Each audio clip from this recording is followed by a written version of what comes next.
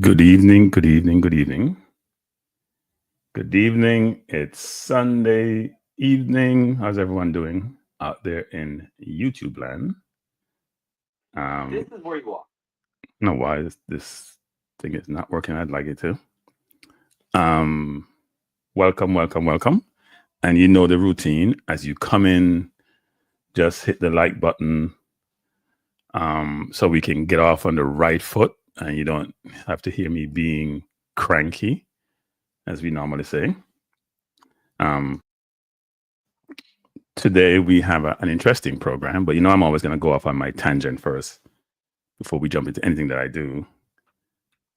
Before I came in the program today, I was watching an episode of on Roland Martin's channel, and he was talking about Supreme Court judges, and more specifically Clarence Thomas, and the amount of gifts that have been taken by Supreme Court judges over a period of time. I think it's about 6.5 million is the number. And Clarence Thomas has about 4 million of that number. And that's amongst a number of jurists, including some have been like Ruth Bader Ginsburg, who's no longer with us.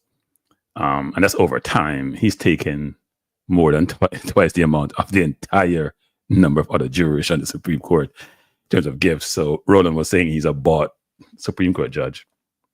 And it's hard to argue with that. Please hit the like button, people, as you come in.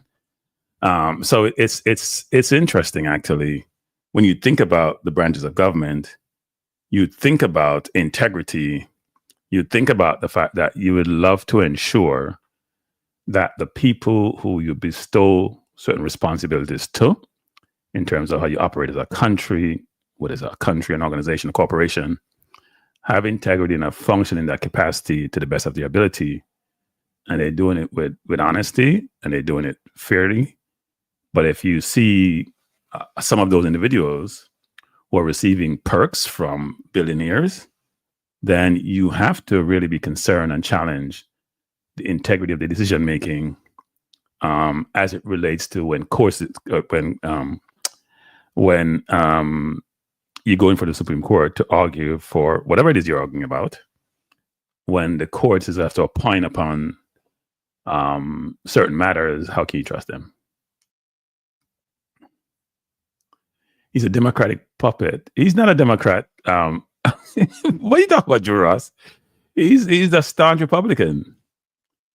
He had the whole thing with what was the lady that accused him of sexual harassment when he was being nominated for the bench, and he had to go in front of the Supreme Court for the hearing. And I think a number of organizations or Black affiliated came out against him. He didn't receive that well. And you talk about Roland Martin being a Democratic puppet. I don't think he's a Democratic puppet. Yes, he's a Democrat, but I do. Here's what I'm concerned about, Drew Ross. Here's what I'm confused about, actually. So in this environment, you only have two sides, right? You can be a Republican, you can be a Democrat. Now, not every Republican is a racist, but a ton of them are racist. And I don't know how many Democrats may be racist, some may be, but the numbers are not aligned. So why would you go with people who are against you and your people? Why would you even entertain them? I see a lot of youngsters and Black individuals across all the different persuasion pursuing Republican agendas and aligning with the Republicans, and they have now won. So you know what? All the people who are Republicans enjoy Trump's next 4 years. I don't want to hear any goddamn complaining and crying like a little bee about what's transpiring. Enjoy it. All of them are voted for Trump and they're getting their ass deported, or their spouses voted for Trump and they're getting their ass deported. Live with it. Get over yourself. Because you guys haven't read the history of fascism and what happened in Hitler, and seeing this is almost like a mirror image of how they're progressing to that endeavor. Please, people, go read history. Go look at history. Go look at where Hitler was, the challenge that he faced, what he did to convince the population. Because when people talk about Germany, keep talking about Hitler. Hitler didn't do it by himself. There's a whole regime behind him. Dems not against blacks, but Dems have a ton of blacks. It's kind of contradictory to say that, isn't it? Isn't it sort of contradictory? If you have an organization which says 100 people, and 40 of them are blacks, and we're saying Dems are against black with that paint, that is not overly logical. Some Dems may be against, but at least they're probably covert, not overt. We know that Republicans are against anybody that's not white, especially, in fact, they may be even against white women.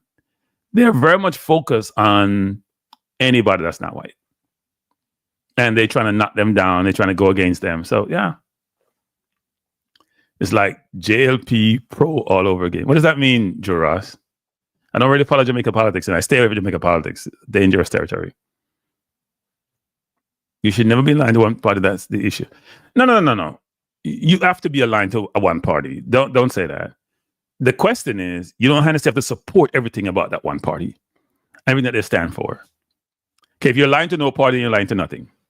If you only have two parties and you're not aligned, you're not voting, you're not part of the process. So, and that's why the Christian right and the evangelists support Trump, because they support their agenda. But Trump is the most unreligious person on God's earth. You give a damn about the Christian right. And they will sacrifice themselves to have the agenda being pushed and have the agenda materialize. Yeah, I mean, I don't support JLP or PNP. I support fairness and integrity and people and goodness. That's what I support in life. Now, if your agenda, more likely, if I have a choice between Republicans and Democrats, I can't support Republicans who I know are anti my people. That's not happening. Can't happen. Won't happen. I don't know how people do that. And you see some memo that came out that was talking about some members of the Republican Party want resegregation, which is go back to the Jim Crow era, which, if you don't know, between the 18 plus and 19 plus, whatever the period was, where we had separate, where you had segregation, and the laws were about segregation, and the laws engender segregation. And where you have to go sit in the back of the bus, you had restaurants you couldn't go into, whites only. Similar thing you had in South Africa in the apartheid era. People want that. They want to go back to those days. Now, here's my view on that. There is nothing in today's life, apart from the power of the gun, like your wallet and how you spend your money. To be assigned to constitutions and agendas that benefit you and your family. It depends, actually. So what constitution benefit me and my family?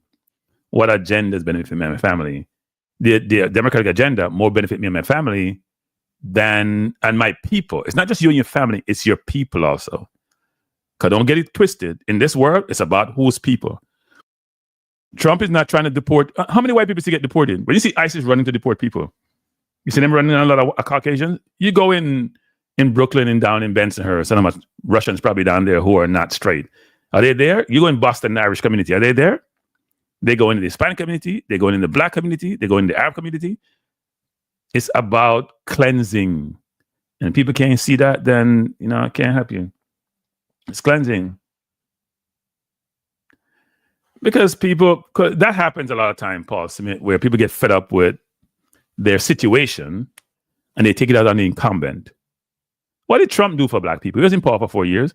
What does Trump ever do? Trump always say he has these black friends. People fool you guys with this concept of, I have black friends. No, you have black acquaintances. And they're convenient for you. And they may make you money like a Mike Tyson. They're not your friend. You don't like them. When somebody's always getting in trouble and they're white, they're like, oh, well, I have a black friend. Really? It's really interesting. Yeah, and that's fine too. We're not monolithic, 433, about who we agree with. I just think if you look at both agendas, here's the thing. If you think about Project 2025 and what it's trying to do, if you think about the history of us in this country and across the world, in Africa, Caribbean, wherever we reside, or now in Western Europe, you will see that there are certain groups like the Elon Musk and Donald Trump who would prefer we're not being on this earth.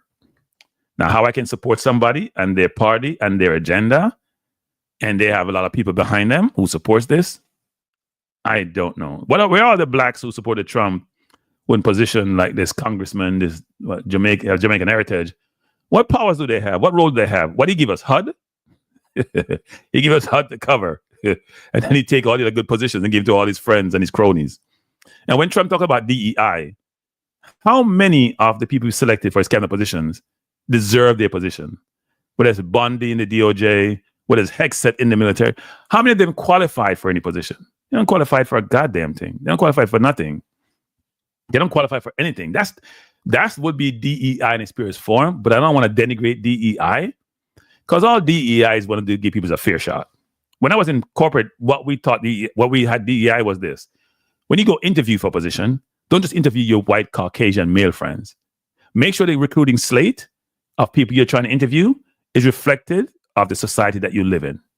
Doesn't mean you have to hire a minority person. It means they should have a fair chance to get interviewed and have a chance to pursue the job that's out there. When then we then carve DEI into affirmative action, and why we didn't need affirmative action if you're so great as a country in the first place? Why do you need affirmative action? Because you have denied, denigrated, belittled, ostracized a whole race of people, exploited them, and where's the reparations? Let me just say something. So the Jews, Hitler tried to exterminate the Jews during World War II, kill over 6 million, which is atrocious, but they got their own country. And they not do well as a people and as a society. Where is our 40 acres and a mule? Where is our reparations? Whatever assets they lost, they pursued it and got a lot of it back. What did we get back for all our work that we did? Who built the White House? It's amazing. They're all the same. But at least we have access. At least we have people in the Democratic Party, Drew Ross. There's a difference. At least we have minorities in the Democratic Party. And every minority we have in the Republican Party, like the senator from South Carolina, they are puppets. What role did he get? Rubio got to be, what? Secretary of State, whatever it is. What role did any of these black persons get, Drew Ross? You guys tell me. What role did they get? All these people were stomping for Trump and Byron and what's his name that's in the Senate from South Carolina. What role did they get in Trump administration? It just tells you exactly who they are and what they are. We have these little dolls like Bondi and his spokesperson at the White House wearing a role that they don't qualify for. That's called tokenism? No, they call it's a form of DEI. Because DEI in their minds is preferential treatment. So it's a form of preferential treatment. Not all politicians are the same. No, we all agree with that. We all agree with that. We all agree with that.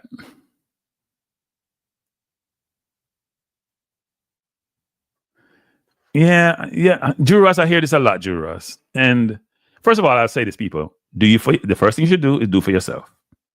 I repeat that. Do for yourself. Don't look at anybody to do anything for you. Do for yourself. The question that you asked Drew Ross before is, do they support the agenda that I support? And the question is, what's your agenda? So this whole concept about what they do for us, what did Obama do? I didn't think Obama was a great president. I've said that numerous times.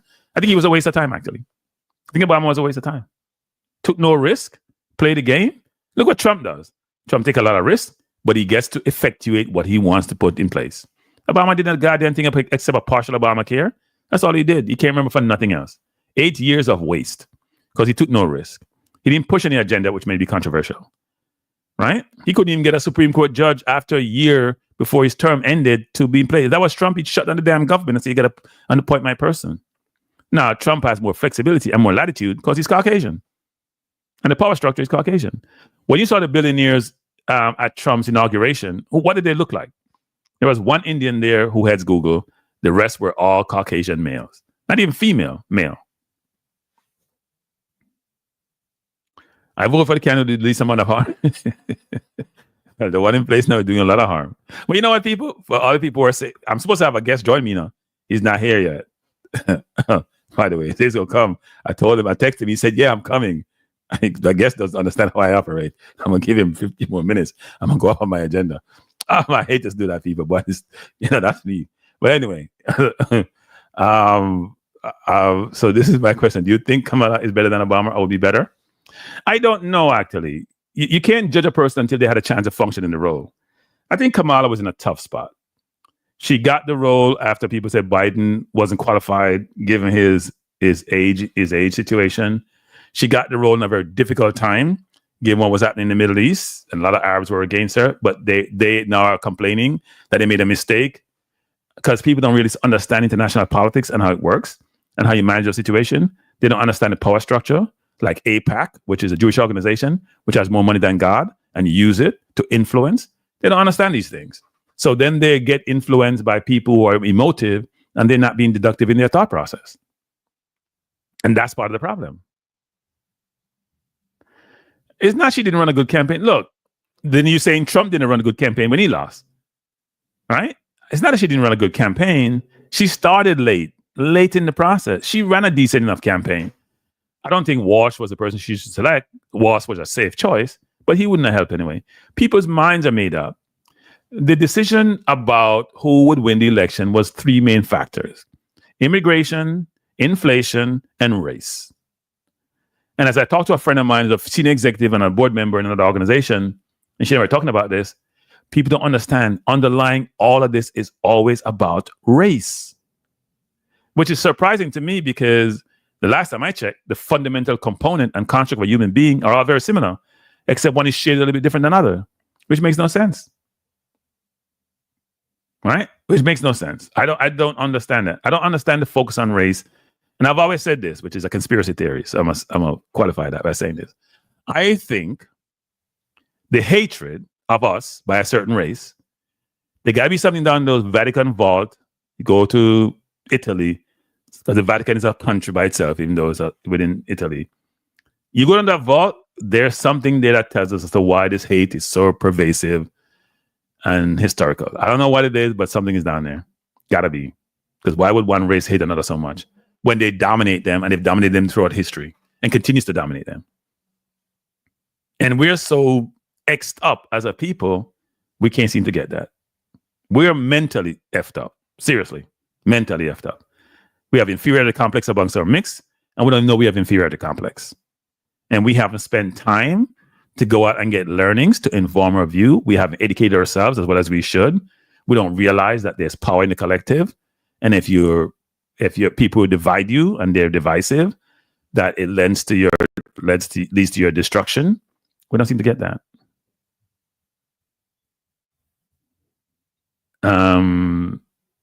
Let's stop the talking point. Trump ran a weekend at Bernie's type of campaign. Yeah, DC. I mean, whatever he did, it was effective. Because they ran on the race card too, but more subtle race card. Yeah, FOMO. I know, but you don't understand FOMO. You can make people's life miserable when they do that. I bet if that was Trump, he'd shut down the government and say, you know what, this ain't working for me. Obama was so much. Obama's trying to please everybody. Obama was a poor president. I've said it. A lot of my friends are upset with me saying that. He's a poor president. Had no, you know what. He's always trying to be Mr. Perfect. You always have to do the right thing. You have to be viewed in the right light. Let's see how history judged that. Let's look at the end of your term and see how effective you were. Sometimes you have to be confrontational to achieve your objective. You can't always be nice. You can always do everybody want. You have to say, you know what? We ain't X doing this. We're doing it this way. You don't like it? Tough. Doesn't mean you're like that all the time, because you should always try to get win-win in most times. But sometimes you can't get win-win. You have to stop. Oh, Richard. Hey, Richard. I don't know what it is, but I don't know what the hate is about. People, please hit the like button. We're in this political agenda today. We're talking this up. So as I said before, you saw the thumbnail, what we should be doing, but I'm not sure what's happening. So somebody today said, I sent out a video today. I dropped a video. Actually, I dropped the video before, and I repurposed it because I didn't do it on my Cranky Life channel. I did it on my Balance View channel. And I said that China invested in Jamaica infrastructure. And the person said, no, you're wrong. They provided debt, and so we have to pay back the debt. It depends on how you want to define investment. If I come help you build your ports, if I come help you build your roads, I just give you money to do it, I consider some kind of investment. So if I put money in, I have to get money out. Whether you have to pay back a debt in doing it, I consider some investment. I invest via debt. You pay me back my debt. You pay me back for my labor. It works that way. So when you're saying somebody's text and say, well, it's not investment. I don't know. I think that Belt Road Initiative is an investment in terms of them being able to create a supply chain to then be able to flood the world with their market, with their products, and create avenues and economies outside of the Western Europe. I think it's an investment. This is it. After Trump and George Bush, Obama looks fairly decent. They say it would be legacy. Yeah, but if you have one thing as your legacy, which is on sometimes on life support, they try to kill it, but they couldn't kill it because people need coverage. Then what else? You had 8 years, DC, 8 years. I know a lot of people who are black are just not happy with me. And I'm not anti. I think the only thing Obama did was got rich out of the office. And people hate me saying that. He got rich. He can buy 20 minutes at a mansion. He can do this on his speaking tour. He's a nice guy. Well, nice guys are not president. You have to be an a-hole sometime to be a president. You be a nice guy. You're an a-hole. You have all these different characteristics in the video. I'm not an Obama fan. Would I vote for Ocasio-Cortez? I don't know, actually, Real Ball. That's a good question. She seemed to be a person of the people. She seemed to support the little people. And yesterday I heard her on a program. She was saying she owned somebody tried to catch her, saying you campaign against Elon Musk, but you own a Tesla. And she says, well, I bought it during COVID period, and now we're trying to get rid of it. And by the way, people, let me just say this. There is nothing like the power of your wallet, right? So no matter how big Elon Musk think he is, and he was worth at one point about 400 billion, which is dropping like you know what. If people ain't buying your products, you don't have anything. If you're in the product business, so if you're in the service business and people not buying your services, or if you're in the product, you're not buying your product, you're just a normal everyday person. You're not the richest man in the world. And to recover from what he's doing, if you're in business, and when you're on Wall Street, for example, you have to be on Wall Street. Anybody knows this. You have to be on Wall Street. If you're in business, you stay away from politics. You go hide from politics. Because as Michael Jordan said, I don't know if he said it, but he's quoted saying it when they were talking about him and shoes, and said Republicans buy sneakers too, which is your consumer base sits on both sides of the fence if you have products. So if the country is divided, 90 million people didn't vote, but 140 voted, whatever the number is.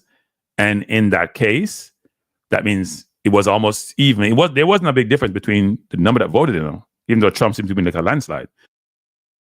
American presidents are selected by popular vote, right? It's based on the electoral colleges. It's based on a number of different factors. It's not based on popular vote, like in a number of countries. So if you have 70 million votes for Trump and 69 million for Kamala, and you piss off the 69 million, and they decide they're not going to support you, that's half of your purchasing power gone.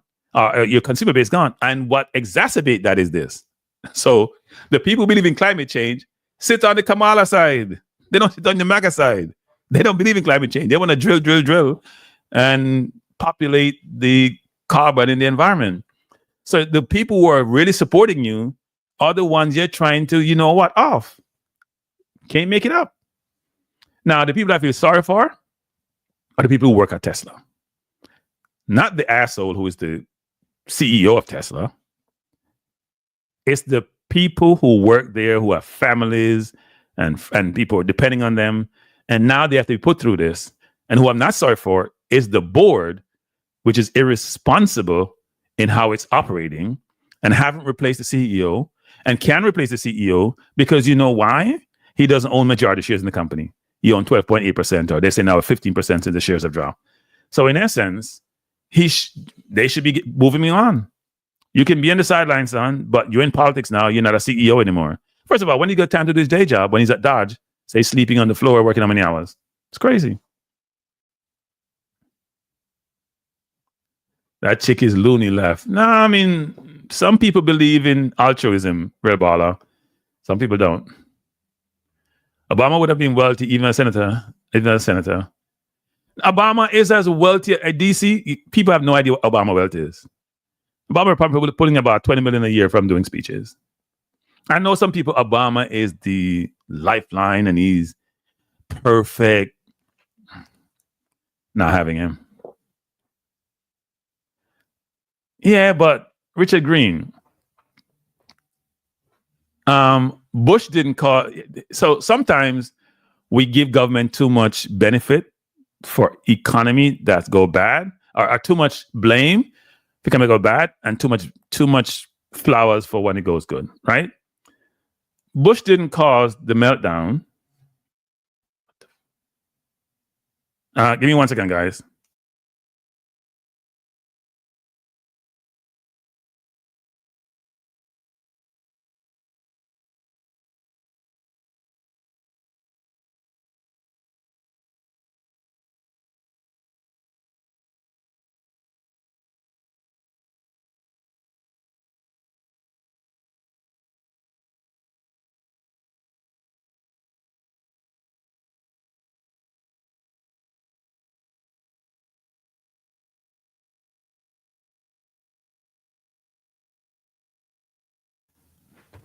I apologize for that. That's my guest who said he had an emergency, so he's gonna come on in 5 minutes. This wasn't meant to be a. I was plugging the time, people. This wasn't meant to be. We have this situation where you have a planned program and something happens and you have to pivot. That's what I'm doing. I'm pivoting. That's why you hear me, even though I do this all the time anyway. But I'm pivoting until my guest comes on. Who just called me and said he had an emergency, so he's going to come on in 5 minutes. So we'll have the discussion with Conrad Madison, who, as you know, is a consultant for the JFF. Let's see what's here. Does anyone remember Obama's wearing a flag? Yeah. But because he's black, e-Republic. That's all that was about. Ain't nothing to do with his suit. Trump is wearing an orange suit every day. Ain't nobody complaining about Trump's orange suit. The orange man is orange every day. Ain't nobody complaining about his suit. Or complaining about how he looks. Or picking down on fried chicken. Ain't nobody complaining about that. The Fox of the world, Fox News of the world, which is one of the most reprehensible news organization in the history of mankind, came to Rupert Murdoch, who's Australian, who's also part of that whole racist cult, and who was doing a bunch of damage in England before he came to America and became at one point the most influential person in America. They will do that, right? They'll pick on things that they're going to rile their base up about. As always, disrespectful to wear a certain suit in the White House. Yeah, they do that. They pick at anything. They can't pick at it. Look, Obama was the epitome of class. We got to give him that. But I don't think he was the epitome of effectiveness. The epitome of class, but not effectiveness. That's the way I see it. So my guest should be here in 5 minutes, people. Two wars didn't do what people thought they would. Yeah, and I'm not sure what you're saying, DC. Make America chaotic again. Yeah, I mean, I said this in his first term, and I said this in his second term. And he loves this, by the way. He becomes the news, right? He doesn't make news. He becomes the news. Trump becomes the news when he becomes president. I see Bondi the other day threatening, what's her name? This congresswoman. Her name is slipping me now, from Texas, who's always in the news, by the way. Because she said she had some negative comments about Tesla.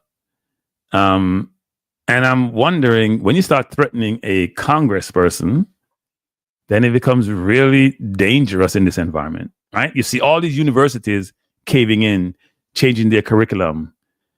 You see firms caving in, cancel the DEI program. We need to boycott some of their ass.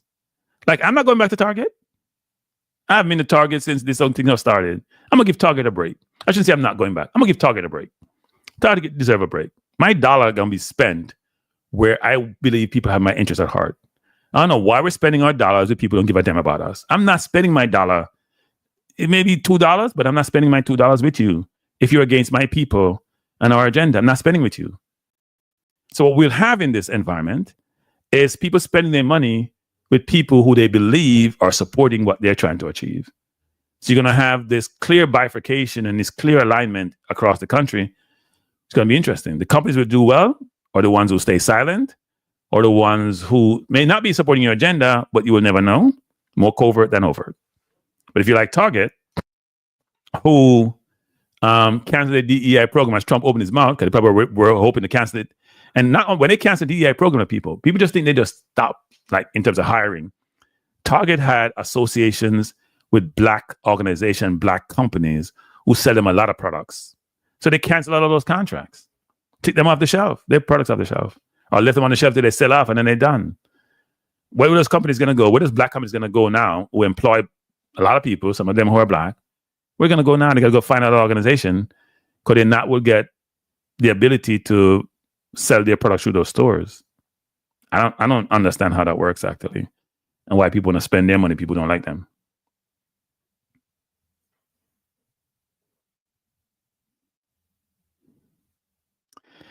Yeah, but the World War II was a little bit different, right?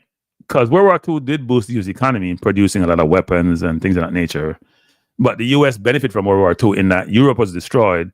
America wasn't destroyed. So you could ship things overseas after World War II because the US was still intact. The war wasn't fought on US soil, apart from what happened in Hawaii at the Air Force base when the bomb was dropped by Japan. Most of the war, almost all the war was fought in Europe, right? Which got destroyed. So the US was intact. Its economy boomed. Obviously, they had to revitalize Europe. So a different construct. Iraq, at least the Iraq war and the Afghanistan war, you're sending a lot of resources there, I guess, expended, right? So interesting construct. I think war can boost some economy.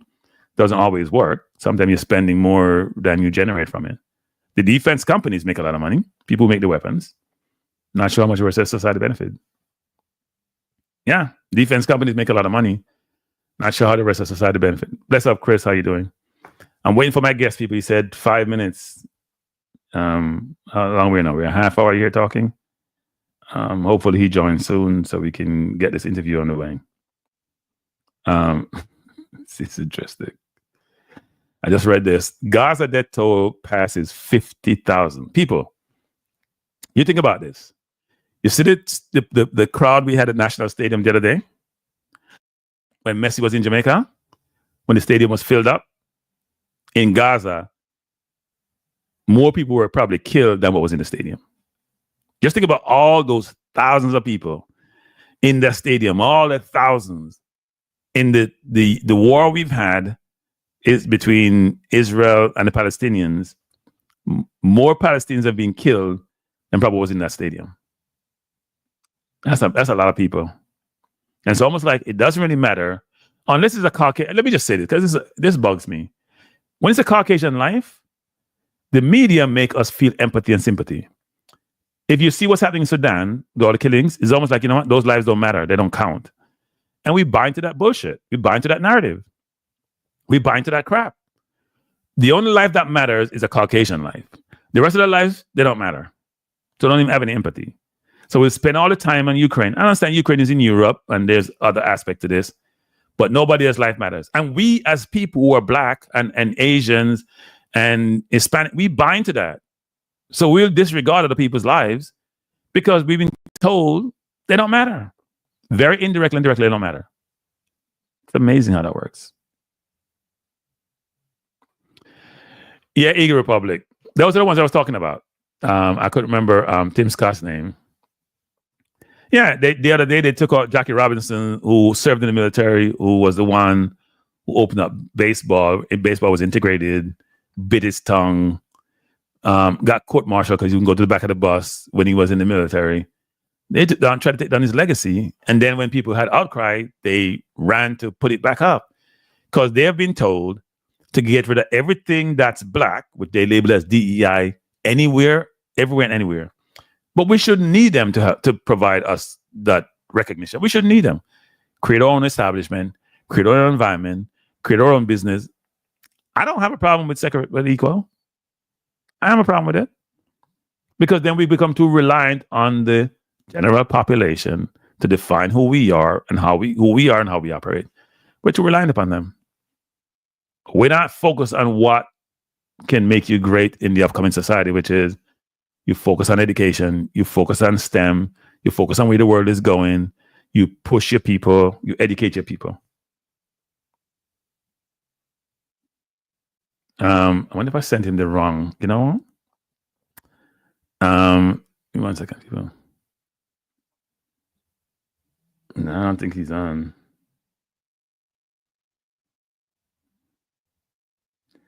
Give me 1 second, people. I thought I sent him the right link. Send the link. He's not on. He says he's on, but he's not on. My guest is supposed to be on his way.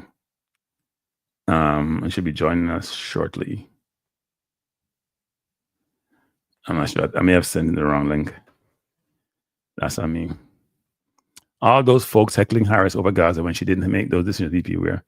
Yeah, I mean, she had no choice. What was she supposed to do? What was she supposed to do? Say, you know what? We're not going to send weapons. We're not going to do this. She would have been killed. First of all, the Jewish there's people, she was between a rock and a hard place.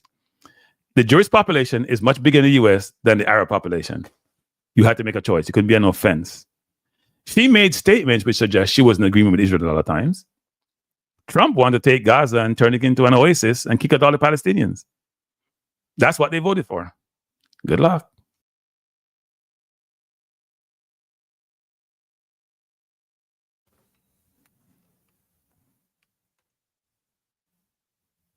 Yeah. I know Eagle Republic. So you were in the military then, Eagle.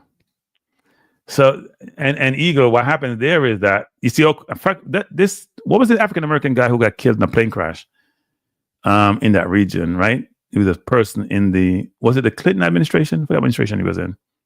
Yeah, but yeah, people got deployed. Yeah, they run to quell that as quick as possible because they don't want supposedly their people to get killed. It's the norm.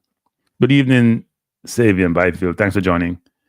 Sorry, my guest should be coming soon. I think I may have sent him the wrong link because it says on the previous one. I think I sent him the link for my previous video. I must have actually. Let me see what I sent him. No, it's the right link. He said, no, I sent him the right link. I don't know what's happening. This doesn't make any sense.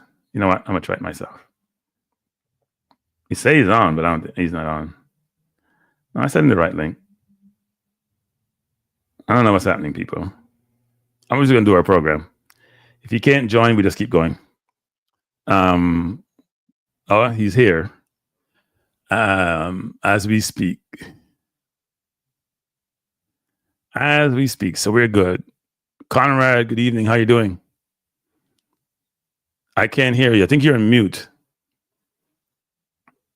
Can't hear you. I think you're still on mute. Let me see something. Do I have you on mute or?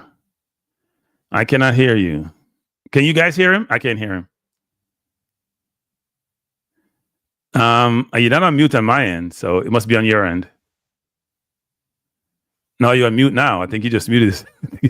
So I don't know what's happening.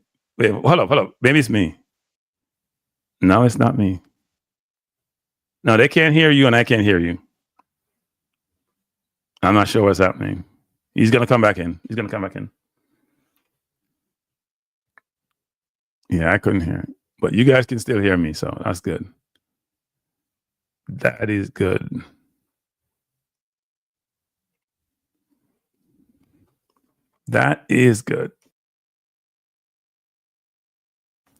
Let's hope he can rejoin us soon. Yeah, Eagle Republic. We couldn't hear him. I couldn't hear him. You guys couldn't hear him. So, and his mic is not mute on my screen. So he's going to try to dial back in. Actually,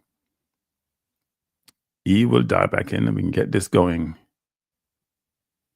What are we talking about? Yeah, the whole concept of I never understood racism. Seriously, I don't understand racism. Maybe I'm not that smart. I don't understand why people want to be dominant in life. Like, why you have to dominate a race or dominate a people or kill each other. It's not like we're going to live forever. And even if we're living forever, why you want to be that way? We're all human beings. We're all here, maybe for a purpose. I don't know, but we're all here. And while you're here, the earth has enough resources for all of us. So why should somebody have 450 billion and we're celebrating them and we think that they're the greatest things in sliced bread, and somebody have nothing and we look down upon them and cast aspersion on them?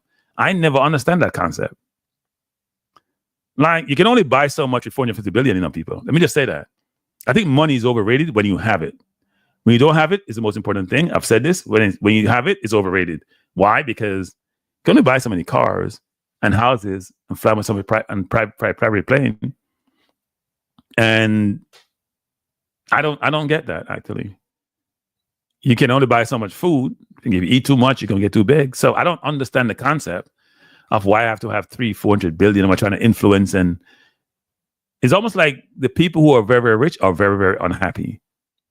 Very, very unhappy. Because they probably think the money could do more for them than it actually does.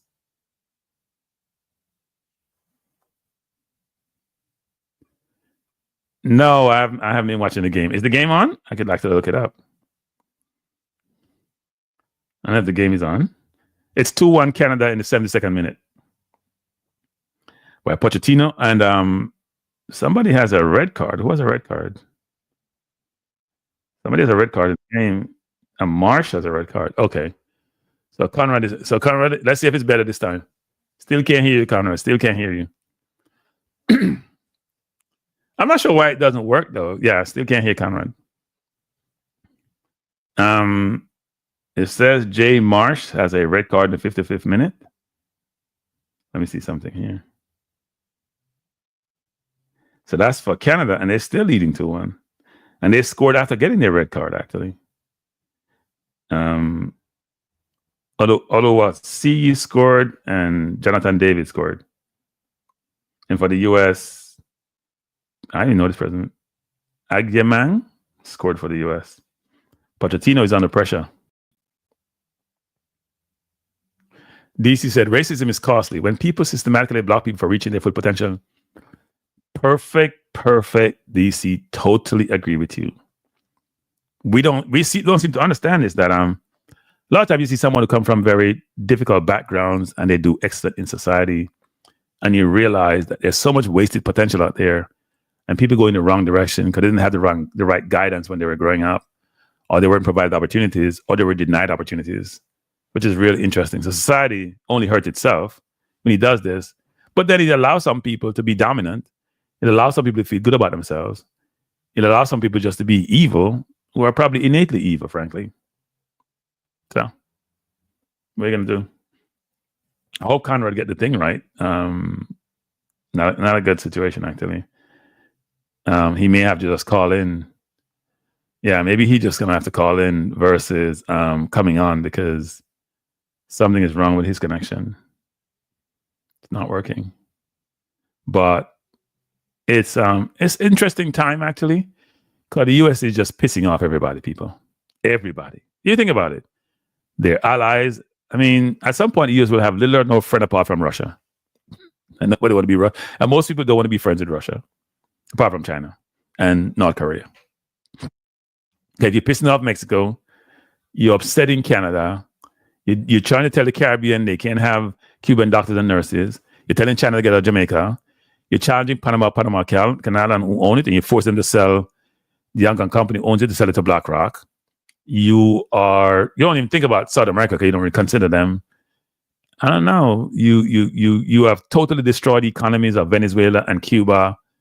You are taxing Europe across the board for tariffs and complaining about them and saying they're not doing X, Y, Z. You disregard Africa. They don't exist. They're the worst thing since sliced bread. They're SO countries. You're trying to tell South African whites they can come here to live and want to do something about the blacks and what they're doing. It's amazing how that works. Amazing. Yeah, Chris is saying US doesn't look good on the potch. Well, maybe they're going to go through growing pains, Chris. Maybe this is feel pain before you get to a good place. He has to experiment, right? I think this is the best window for him to experiment, actually, to be honest, people. If you're Pochettino, and I'm digressing out of sports, maybe the best thing is, you know what? Find out who I am, who my players are, because they don't have to qualify for the World Cup, right? People taking this as a bad thing. But Chris, maybe it's a good thing. Maybe he can experiment with the team. He know what their capabilities are. He knows who's going to be along for the journey, who's going to be sustainable. And he flush out things in the meantime.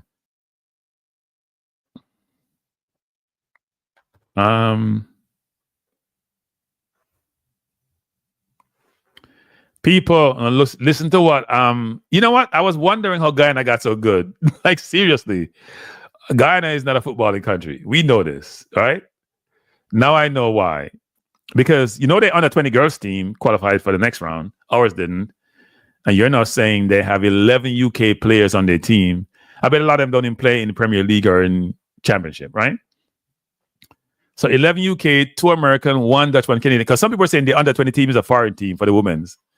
So Canada doesn't have that hiccup like Jamaica about their diaspora. So you're saying they have 15 diaspora persons on their national team, and they're seeing success associated with them. Wow. Maybe someone should show that to the JFF.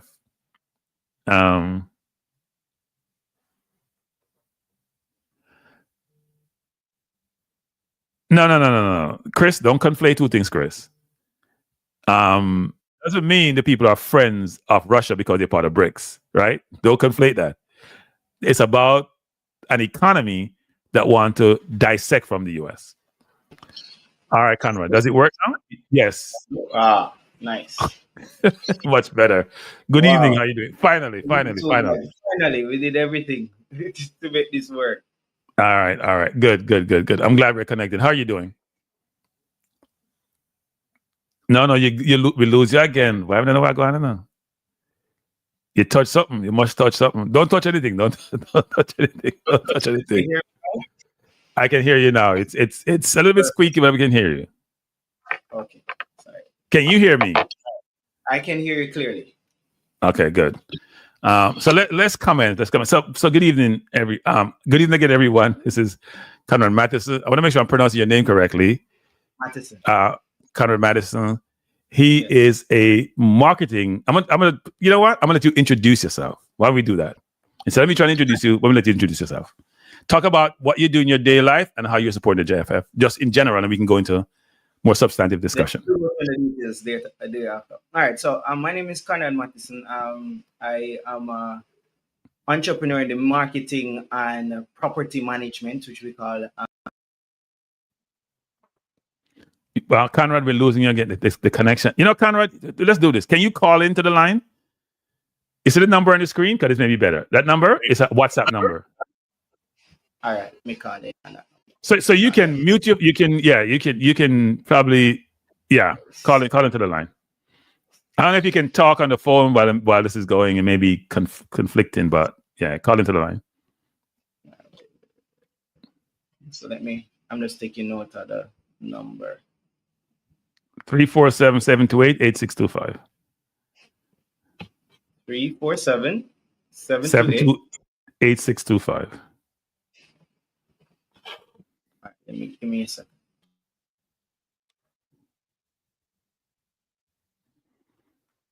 We're having technical difficulties, which does happen periodically.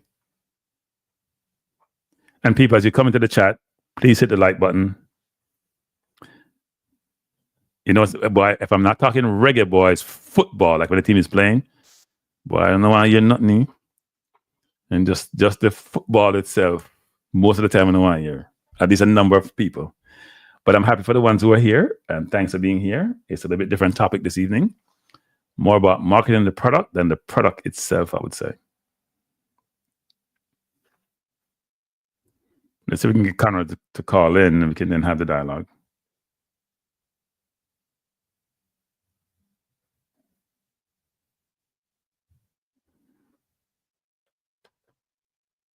And people, I cannot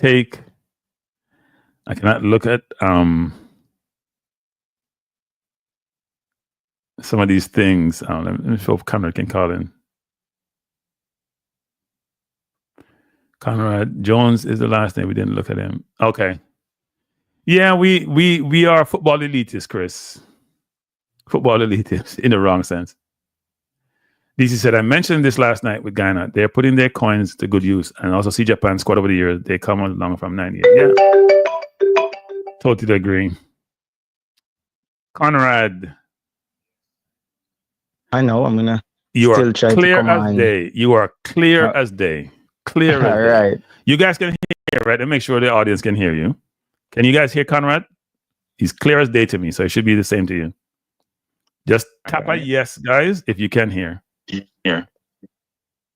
All right, let me mute myself. All right, go ahead, Conrad. They must can hear you, even though I'm not seeing any yes yet. They can hear me? Yeah, they should be able to hear because I'm hearing you clear. Yes, they said yes. They can hear. All right, perfect.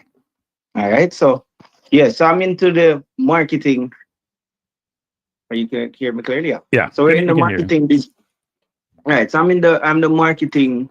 I'm into a marketing business. I own two marketing agencies. One that focus on corporate brands, and then one that in the last year, about the last 3 years, that our main focus has been sports and entertainment. Our aim is to try to make sure that sports and entertainment are one of Jamaica's biggest products.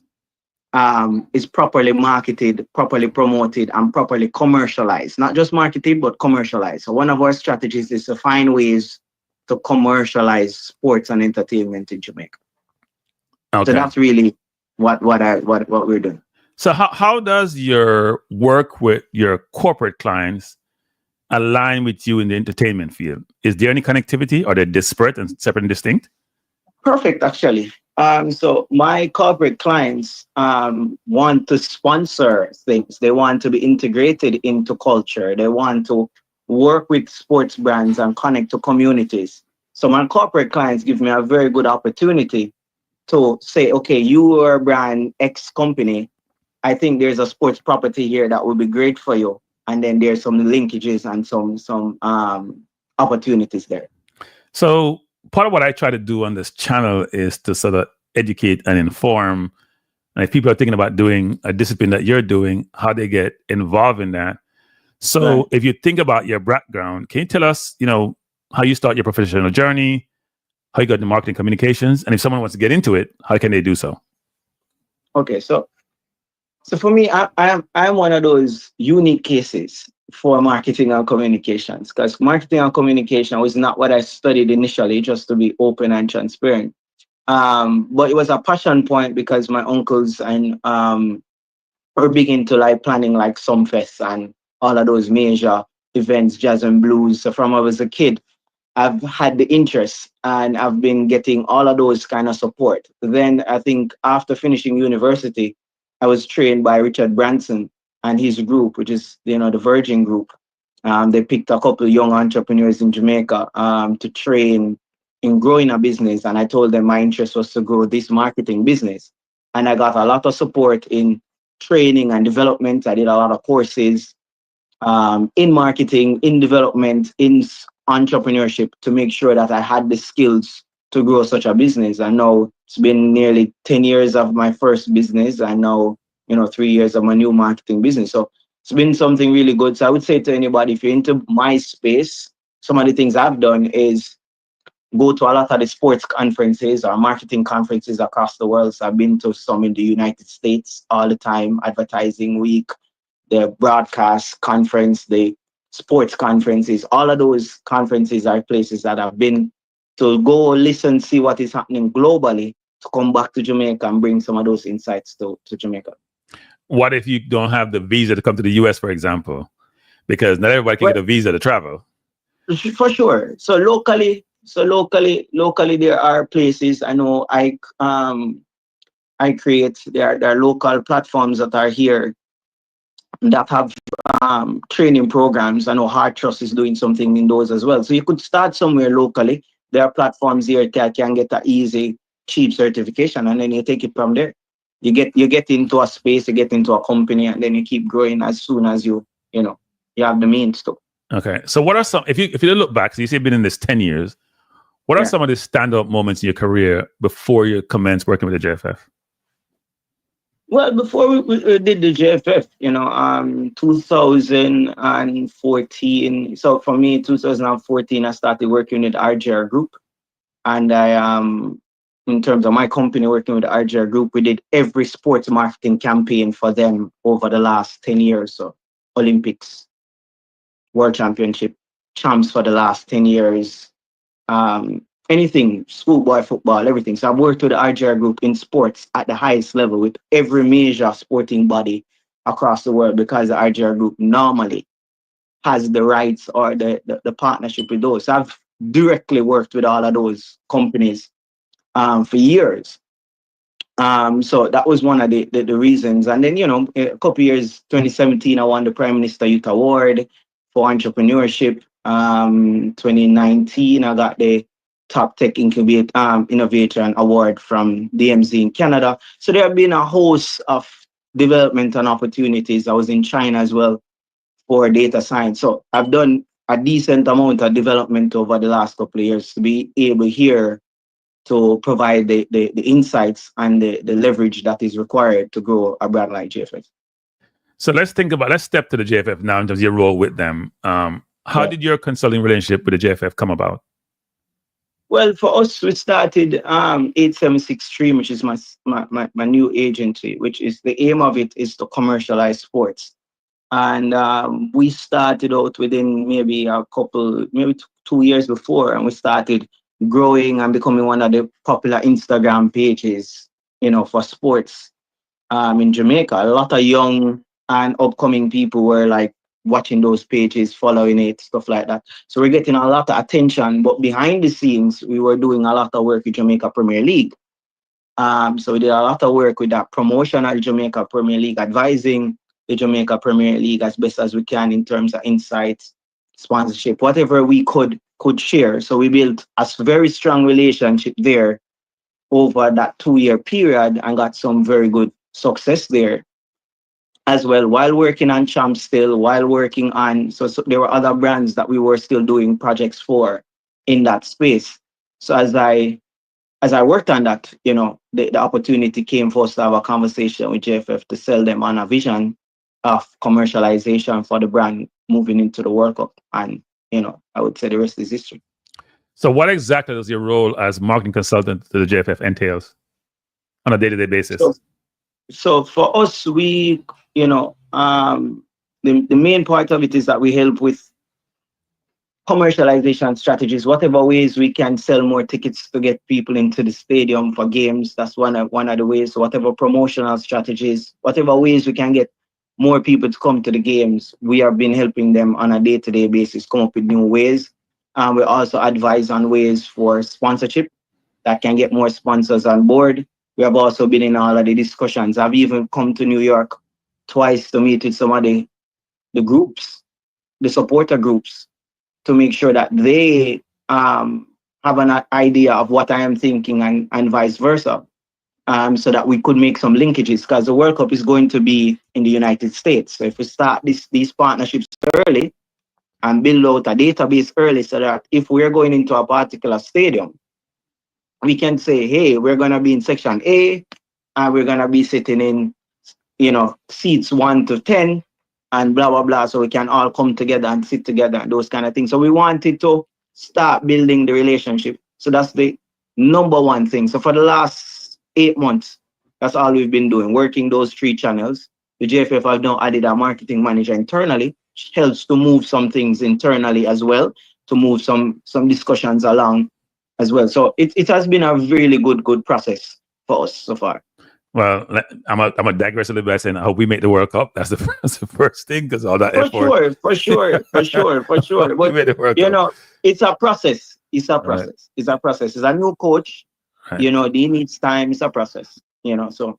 Okay, so you mentioned Avery and they have a marketing department. How does your work intersect with Avery's work? Avery Campbell, by the way, is the JFF marketing for JFF, and this sort of broad marketing department. And is there a clear division of role and responsibilities with your role and her department? Yeah. We support. So what JFF has done is, because there are a lot of players working with the JFF now externally, I think what they have done is centralize somebody internally to manage their overarching strategy that they want for the company JFF, and then all the partners feed into this marketing manager that manages all the players. So there's JFF Live, there's us, there's somebody in the United States, there are many players, people in Europe. So what they're saying is, okay, there's 4 or 5 people that are going to help us achieve the goal, not for now, but for their term. It's not just for this World Cup, it's for the term. So we need somebody who is going to hold the strategic, that's the vision that I'm seeing. That's holding our strategic JFF vision and working with the partners to achieve the goal. So it's really, Avery's there for the strategic, from what I'm seeing, the strategic outcome of JFF and what they want to do. And then she's passing down the insights to us to say, this is where we want to go. What do you think? Blah, blah, blah, blah. Who is accountable for the strategic vision? JFF, for sure. Straight up. But I'm saying, is there a JFF. department in the JFF, or you're saying JFF in general, meaning the president? They have different players for different sports. They have different team managers. There are Okay. different players, for different things. But strategically, they all meet and put things together and Okay. then give us the insights to say, this is our problem. And then we come and propose solutions based on our expertise. So how would you describe the current state of the JFF brand? I think it's growing. When I started last year, June, before the first game, it's not where it is now. Right. Before we wouldn't have the stadiums, weren't the buzzing of the team, the enthusiasm of getting to the World Cup. People didn't trust, people weren't even coming out to the games. So there was a lot of things that were happening. There are multiple fan groups now, local and overseas. There was even, like last game versus St. Vincent, there are people having fan clubs across the world that are sitting down watching it in bars and clubs across the world, which wasn't happening last year. So we have all played a part. And JFF have to give Mr. Chung credit for pulling all the pieces together and then, bringing all the different players that he got access to and resources that he got access to pull everybody together. So you seem very enthusiastic about direction of travel. So what are your thoughts on the potential of the brand? And I'm going to say the Reggae Boyz, the football program, because there's different components that inform that, not just Reggae Boyz, right?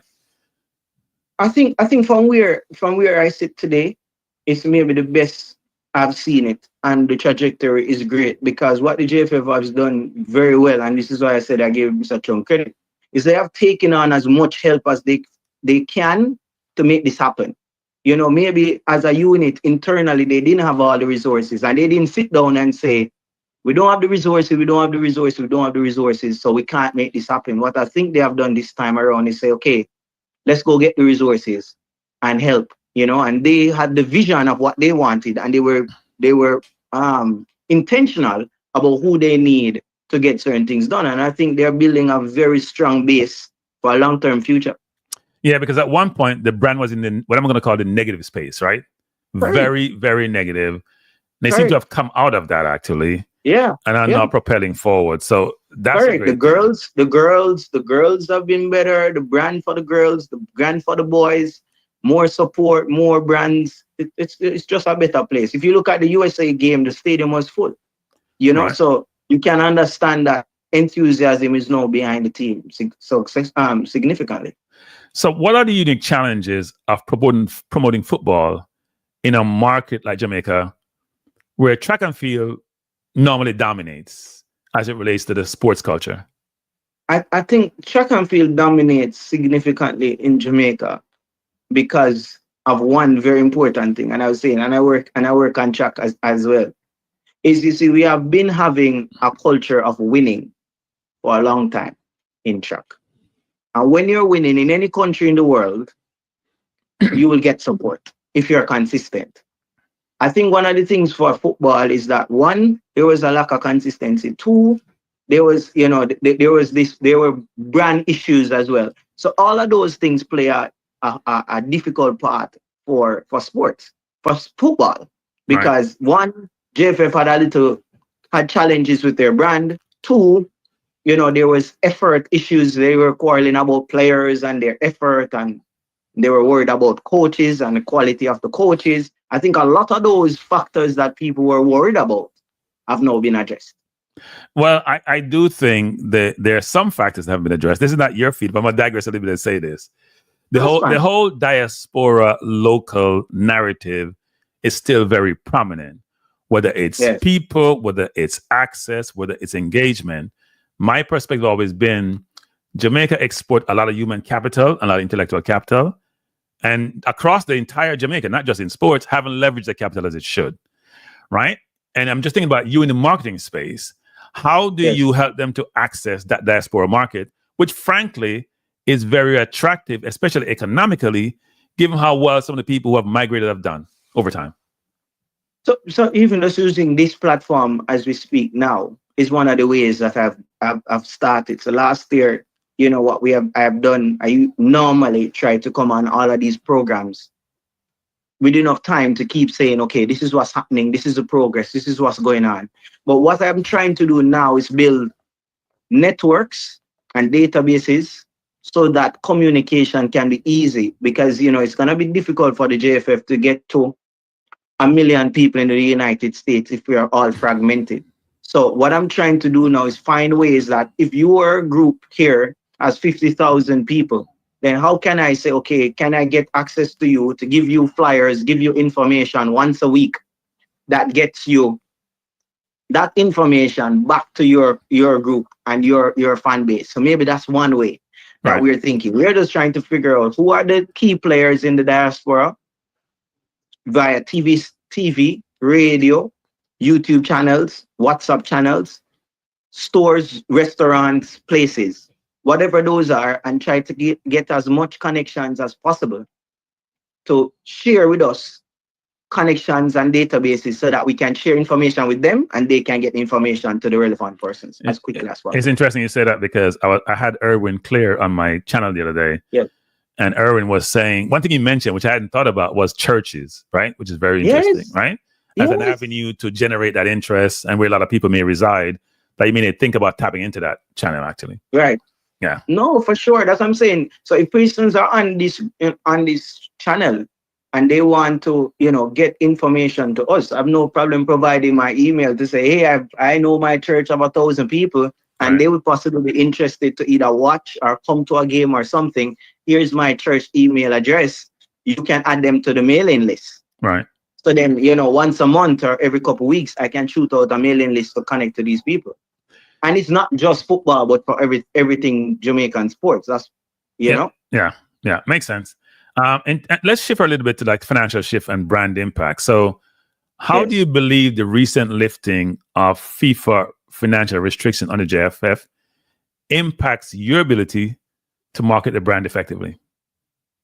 There's anything positive that works, anything that changes the narrative of JFF right now helps the brand.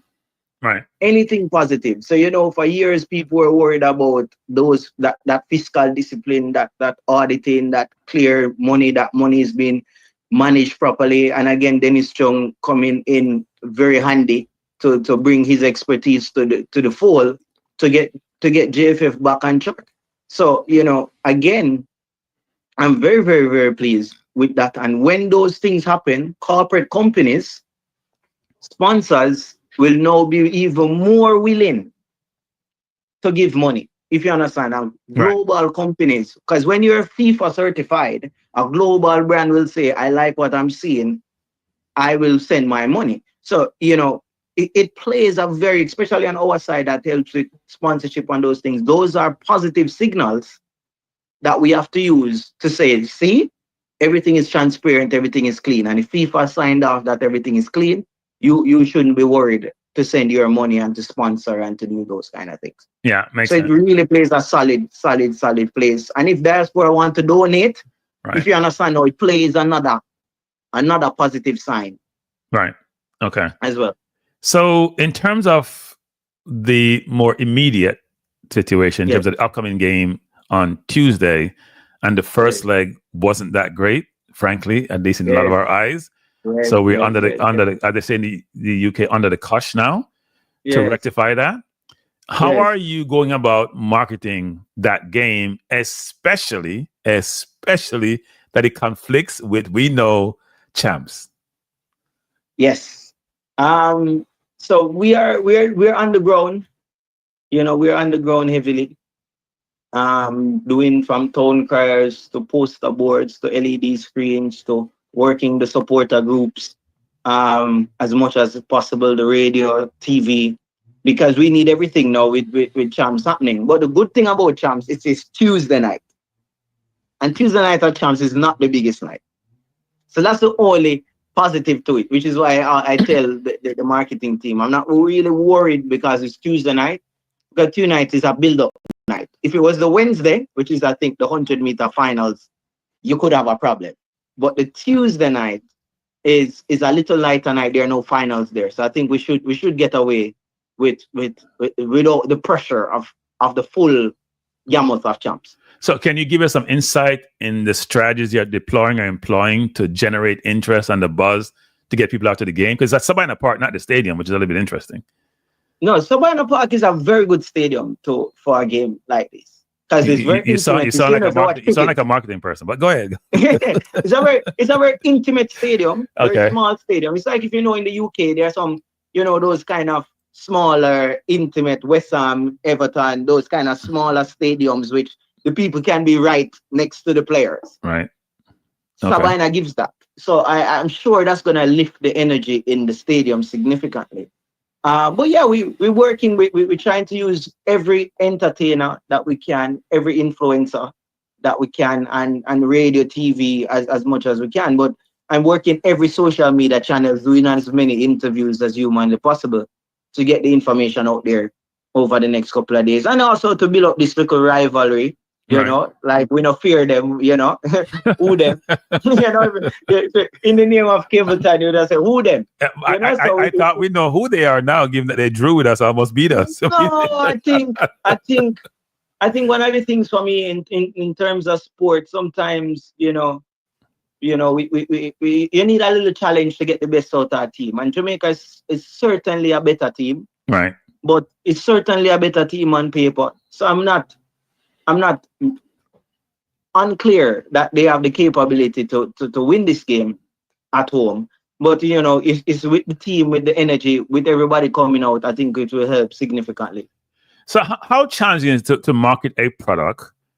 Because Dennis and I talk about this, and I had Dennis on the other day, and he was saying his main focus is on the product itself. Because the product doesn't have a certain quality, it becomes very, very challenging.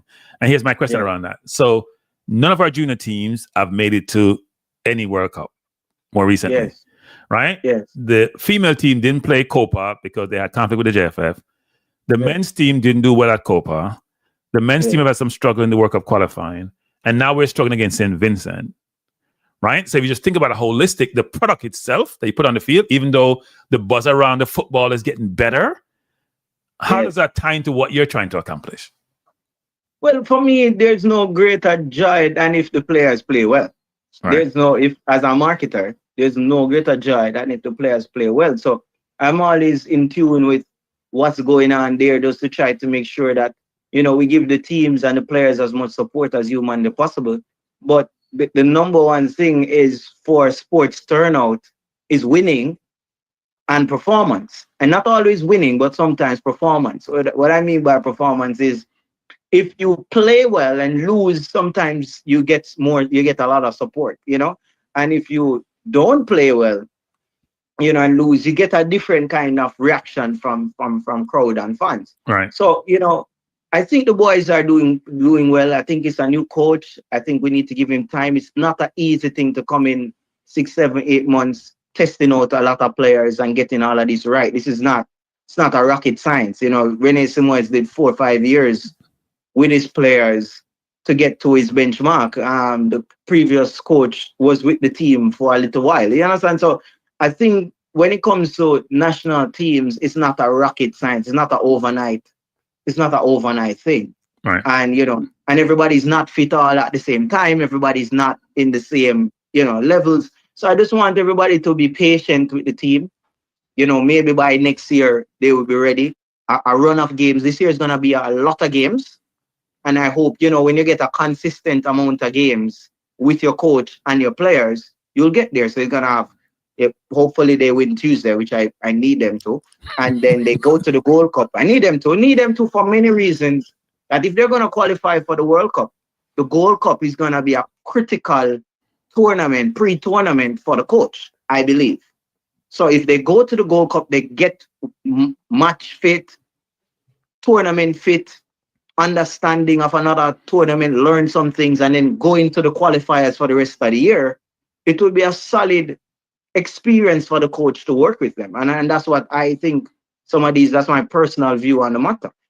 So we recently had Messi in Jamaica for Inter Miami against Cavaliers. A lot of buzz, stadium sold out, worldwide notoriety. Do you see any marketing leverage for the JFF or Reggae Boyz from that situation?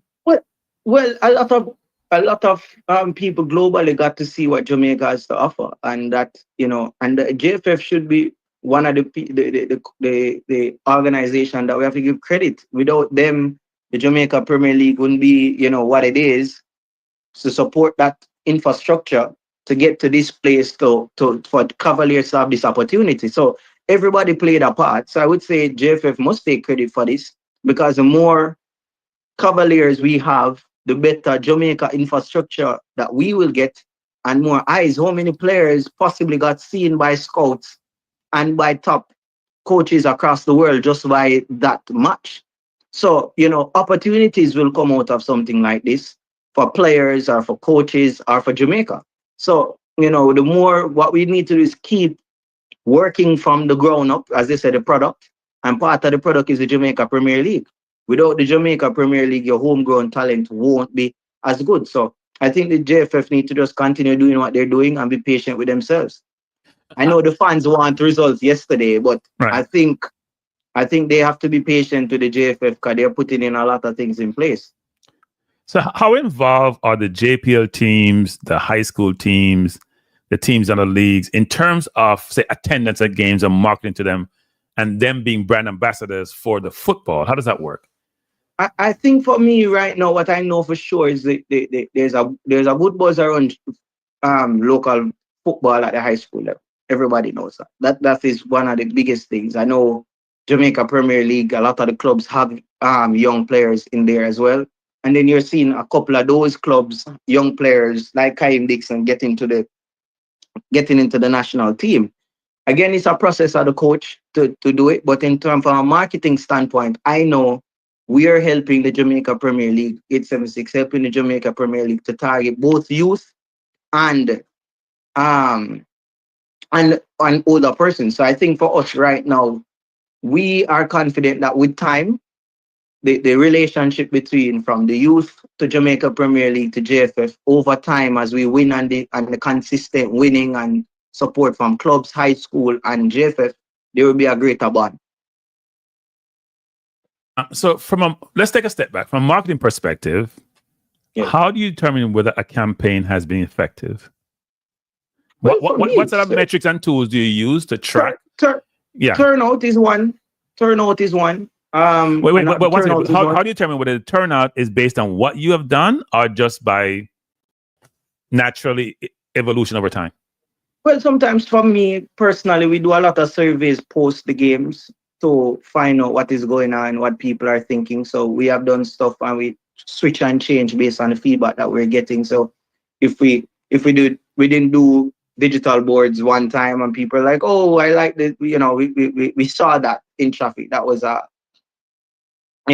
I saw that in traffic. That was better for us in terms of seeing it. Or I saw the emails. That was good. So we have learned a lot over the last 6 to 8 months, like which channel and which place. So email might work for corporate, while, town criers might work in the inner cities, and, influencers might work for the kids. And so we have been working those spaces, and then we can see the engagement from those different channels as we go along. Do you have any recent example where you can definitively say, related to the Reggae Boyz, that the metrics show that your involvement and your efforts have materialized into increased attendance? Yeah, so for us, we have seen through digital advertising on our side, we can track that for sure. Not every other channel we can track, but for like digital advertising, we have seen where the numbers has contributed to sales and to ticket sales on our side. Okay. Directly, one-to-one. Okay. From a branding perspective, where do you see the Reggae Boyz currently in the public eye, both locally and internationally? I think, as I said, it is maybe the best I've seen it in many years. I think this is the best I've seen the Reggae Boyz brand. It's not exactly where personally I want it to be, but as you say, the factors are not only on the marketing side, it's also on the performance side. But I think the brand is on the right track.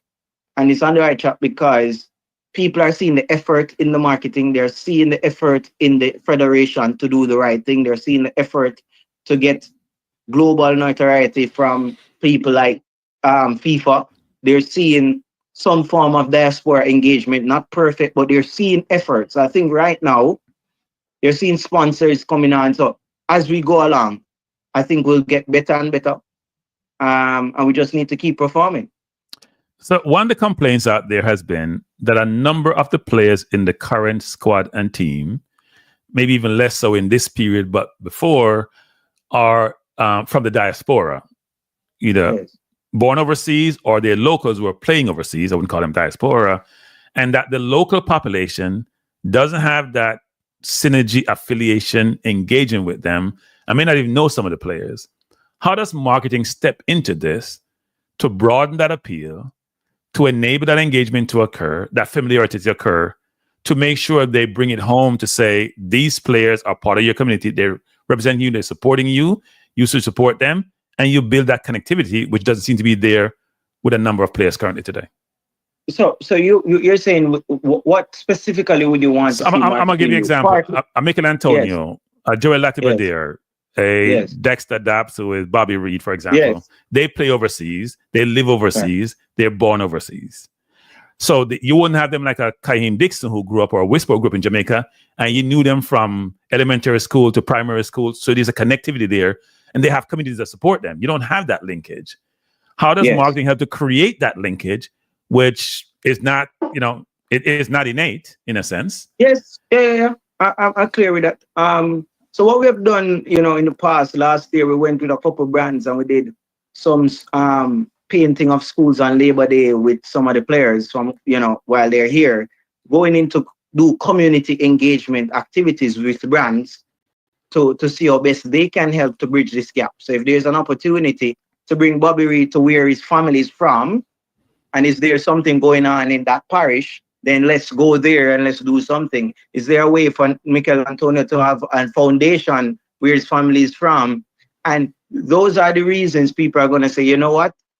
My reggae boy came to my parish, come out and supported us. I'm going to go to the games. I'm going to support the bigger project because of how he came here and connected with us. So there are those projects. We just have to the time and manage the schedules and all of those things. But from time to time, the opportunities are happening. We had a meet and greet with fans at Tracks and Records last year as well. We just asked fans to come and meet all the players. We're opening up to all the 22-player squad. And we said, come and meet and greet, take pictures, photos, those kind of things. So we're doing it one by one, hopefully as a campaign over the next 16 months, and everybody is settled in their roles and all of these, all the partners are settled and the players and coach have a very clear system in place. We can see how we fit some of these experiential pieces for the players, especially diaspora players, into this, immerse them into the Jamaican culture. Yeah, I think that's important actually, because when you have that affiliation with a player, you probably feel more connected, and you may want to go watch them play actually. Yeah. In Jamaica knows you, is when they stop call you 16 and 14 at the match, So they say, yo, I'm gonna like 16 and at the midfield, I'm gonna like 14. Right.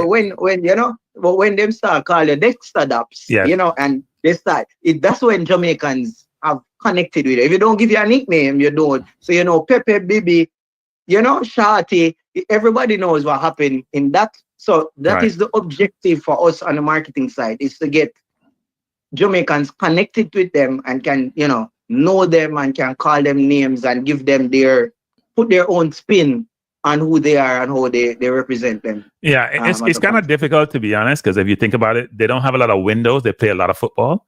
Summer is the only window, and now there's tournaments every summer. Then they go back to training camp. So you have to be very coy and thoughtful about how you enable that to occur. What are some of the things you believe the Jamaican public doesn't fully understand about the efforts behind marketing the JFF and the Reggae Boyz that you would like for them to understand? Well, I think for me right now, I think before they maybe didn't understand all what was required, but I think now, after about 6-8 months of doing it, I think they're now seeing that it was just maybe resources why JFF wasn't doing certain things and some expertise. And it wasn't a case of negligence, So now I think that is one of the things. I think a lot of people think JFF did not care for the fans. I did not want to get fans to know about what's going on.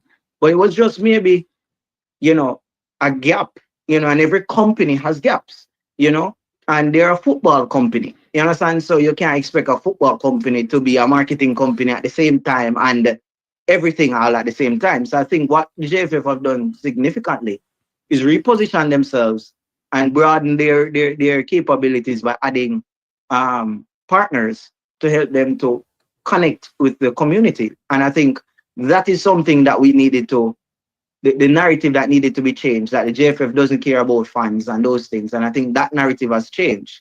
And I think where we're going now, is for them to support despite.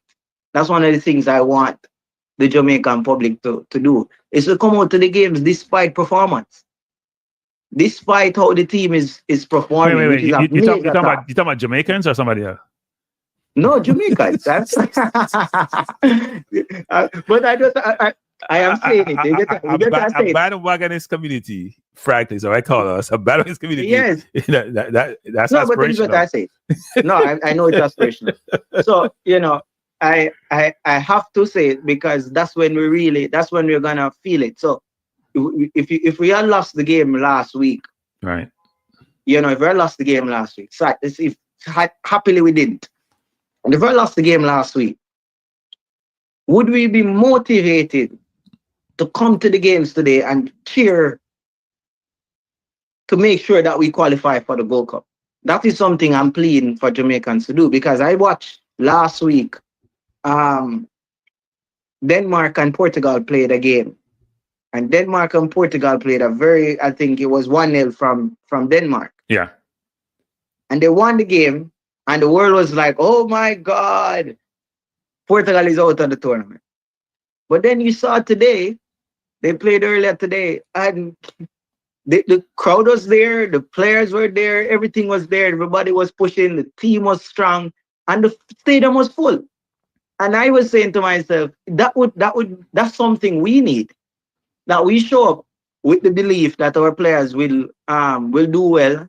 And even if they don't do well, we support them 100%. And as a marketer, success for me with this project over time is to get people to love the football just for the sake of the football and for the sake of the team. That would be success for me. Aspirational as it may sound, is something I would love to achieve. So if you see my face smiling, thinking I want to be a pessimist, but you have to change culture, which is hard to do. I know. But right? I'm saying, is there 40,000 people who can do that out of 4 million? That's my question. Is there 40,000 people of 4 million that can do that? It's possible. Look, it's probably probable, actually. Not even possible. It's probably probable. Yeah, it's probable. It's probably probable. But you have to work at it, actually. And you have to create that history of association and that connectivity so that allegiance will be there going forward to make sure that, you know what, even with my downtime, I think you're going to do your best. I'm going to try to help you get over the line. And if you are not strategic about that, it's not going to happen. And I think where we are now, that's what I'm saying. Right now, we're getting brilliant at the basics right now. And I think that's what JFF has asked all our partners. Let's get brilliant at the basics, which was get the word out there, get people in the stadium, stuff like that. I think now we have gotten those baseline metrics right. We know how to get the word out. I think right now it's connection and engagement. I think that's where we are moving towards now. I think last year we couldn't do engagement, awareness, infrastructure at the same time. Right. So I think last year the JFF said, okay, infrastructure and the basics to get the information out. And I think awareness and infrastructure is in place. I think now with all the partners now, it is now to engage. Right. So one thing I want to bring up, just jump out at me. The JFF, I've always had a conversation with the JFF about one, transparency, and two, how you manage difficult information. What do I mean by difficult information? When the team loses, the JFF, I'm gonna be frank, hides, actually, literally hides. Under 20 lose really bad. Under 20 girls lose. Under 17 expect to win, lose. We hear nothing from the JFF. Under 14 wins Caribbean Championship, they're out. FIFA restriction lifted, they're out. As a marketer, how do you manage that situation? Because your credibility is at stake if you only come to the forefront when you are successful, but when you're unsuccessful, there's no accountability and you don't necessarily come and talk to your audience about what went wrong and how you're going to fix it.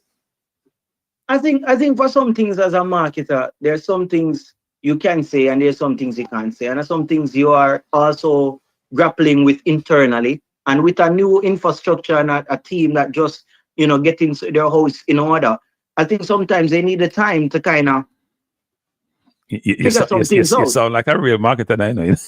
No, you need to figure some things out. No, I'm being fair to an organization that is trying, and I'm in the conversation, is trying its best to reshape its brand.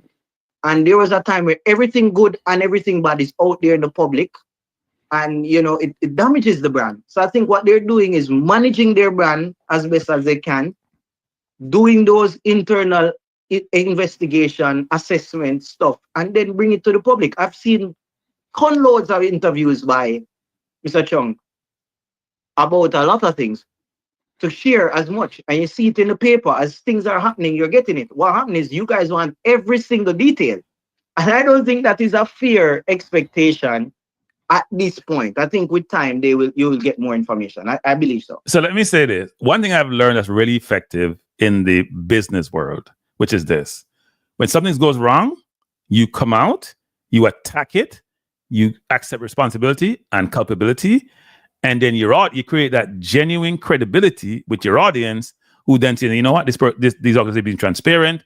They make them look at the number of brands which have had really difficult situation. Don't use Tesla as an example, by the way.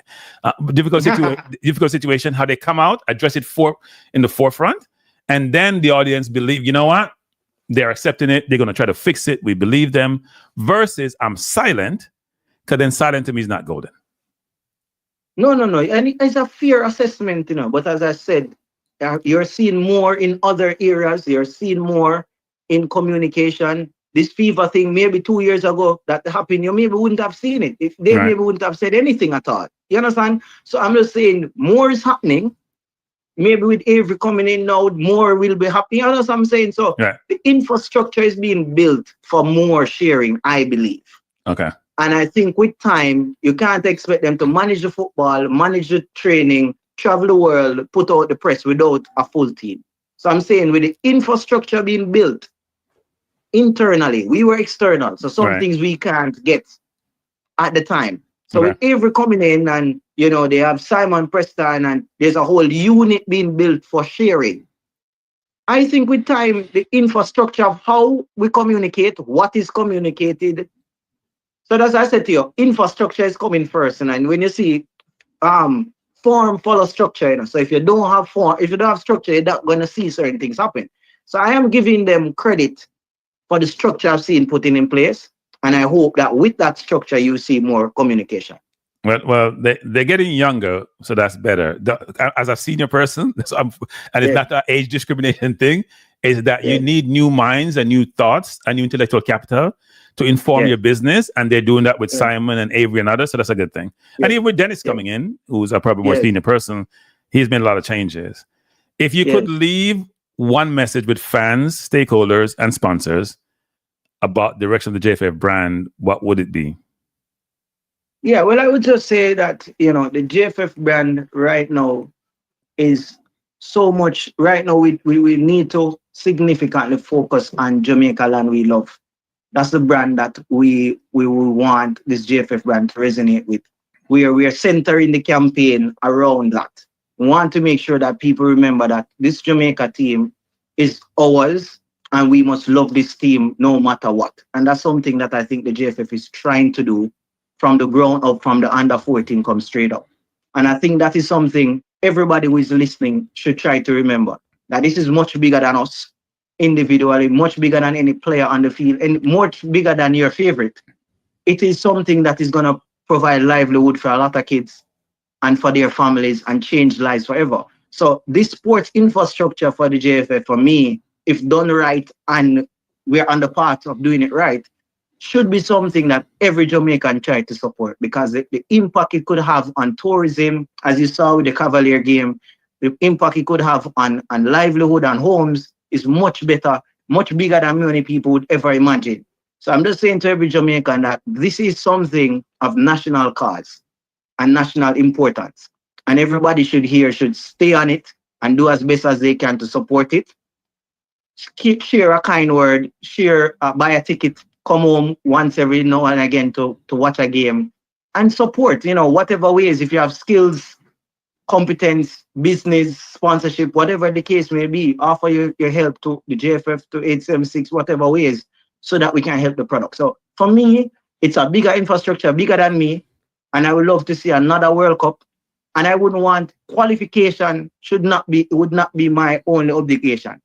I think if we get the support from the diaspora, Jamaica should be looking, based on the talent we have, should be looking to consistently go to the World Cup like the females for the men, and every World Cup be trying to move one rung higher and 16 quarters up. And that is what I think should be the long-term aim for the JFF. So that's just my personal view. So but only comes from support.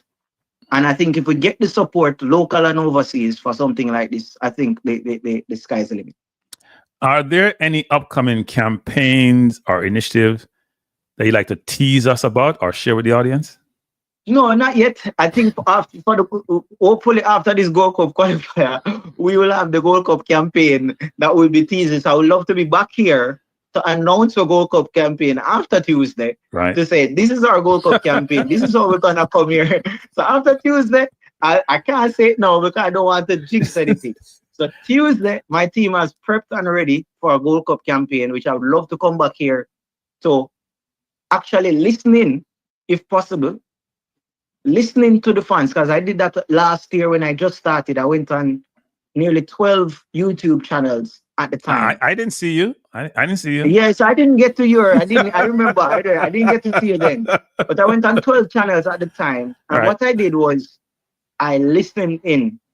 So there was a lot of calling, and we shared and we listened to the voice, and we heard some stuff, and we took from all of those, and we said, okay, these are the 6 or 7 we could manage to do in the right. first 6 to 8 months, and we did that. So you solicited advice from the audience? Yes, okay. yes. They called in, and I shared, and I, contested some things that they thought was true or not true.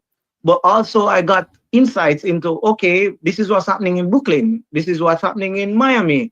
This is what's happening here. We meet up every 6 months at this location. So it's okay. We could fix that by getting your feed.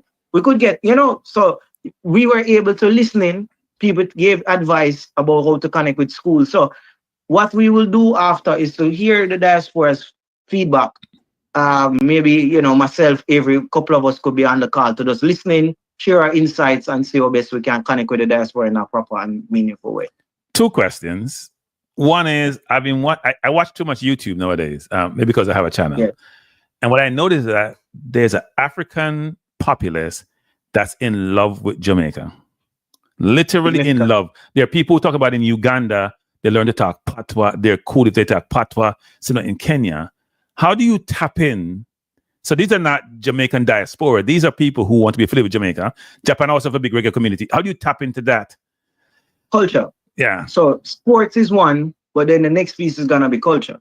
So the linkage between sports and culture is what we are trying to do. So if we can bring in more of the dancehall artists and some of the reggae artists into the conversation. I remember when we posted that Chronix came to the trading session, a lot of people outside of Jamaica was posting and sharing and stuff all across the world because he was there. Right. So, so what we have, and that's what we have done to kind of try to draw attention back to the Reggae Boyz. So use the entertainers and bring them to the players and draw out a lot of attention there. So I think if we get dub plates and music and songs and campaign songs from those acts sharing on their platforms, global audiences will tap into the Reggae Boyz significantly. So they wear them in their music videos, those kind of the jerseys in music videos, those things help significantly.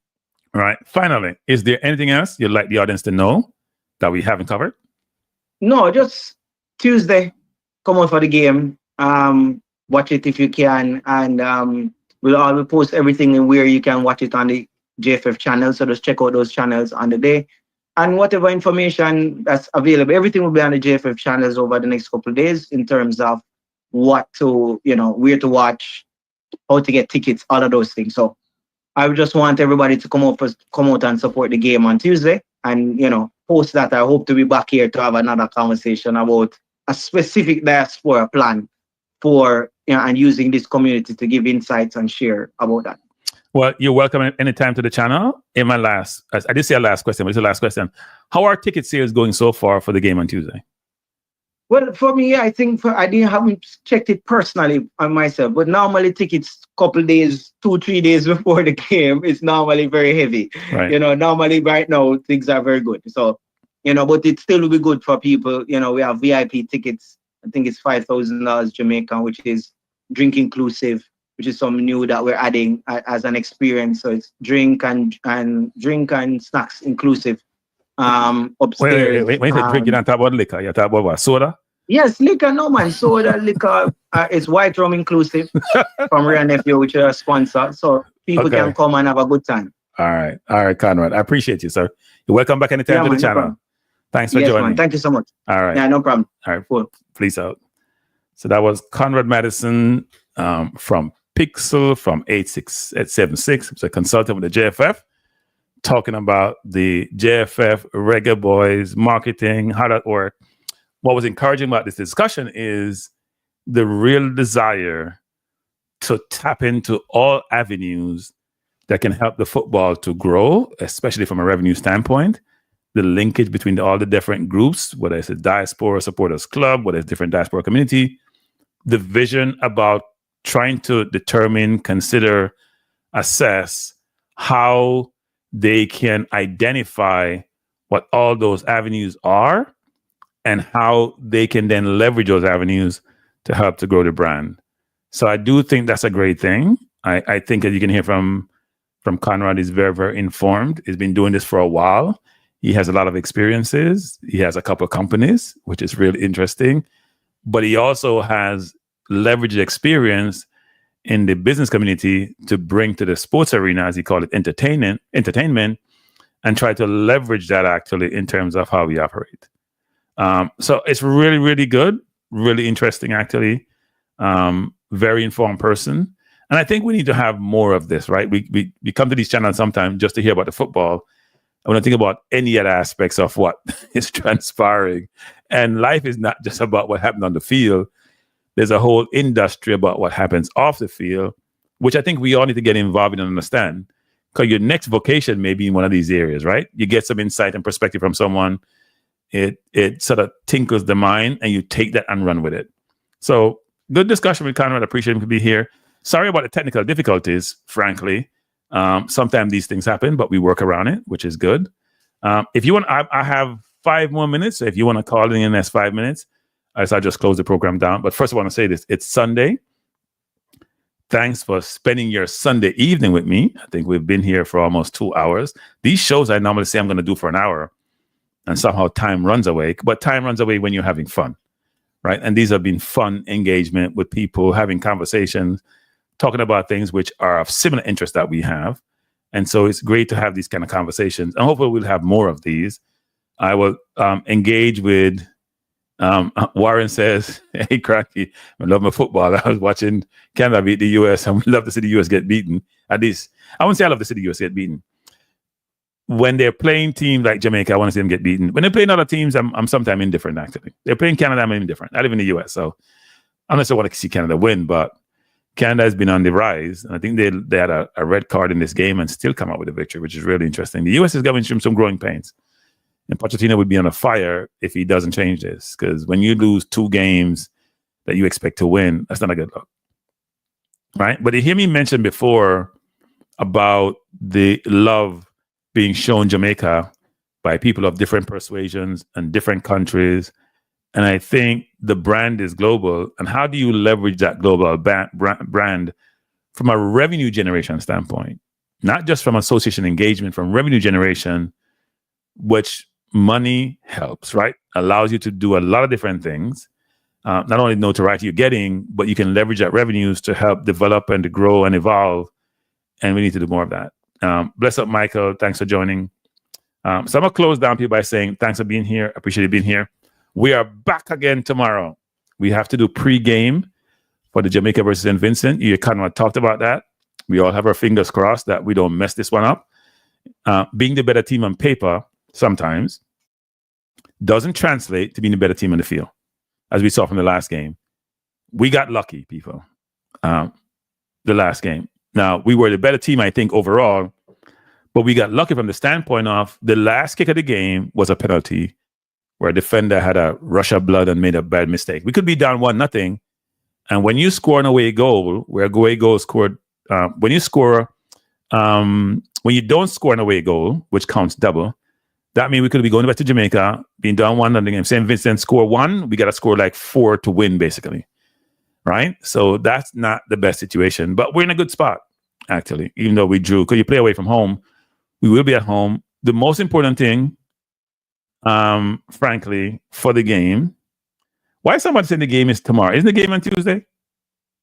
Why I see someone in the chat saying the game is tomorrow? You guys correct me. I thought the game was on Tuesday. Did they move it up? No, I think the game is on Tuesday. The game is on Tuesday, 8 o'clock. 8 o'clock U.S. time, 7 p.m. Jamaica time. And I said I'll be here tomorrow, again, back at 7 p.m. to do a preview of the game. Preview of the game, talk about expectation, talk about formation, talk about the team. Hopefully, Dre said Ireland won today. Yeah, and they won the last time too. So Grimmy getting results with a team that to me doesn't have the best talent. So Grimmy's showing that he's a good manager. But hopefully, first of all, we win the game. I expect us to win the game. We do have the better team. But we when we played Cuba at the National Stadium, people, we didn't win, even though they had 10 men and we got chance of a chance. If you don't score your chances, you ain't gonna win, right? You have to take your chances in football. So, and we have to make some decisions as a coach. So we'll talk about them tomorrow. I don't want to go into that this evening. We'll talk about them tomorrow. But thanks for being here. I appreciate you being here. Have a wonderful evening. Thanks for joining me. And peace out. Bless up.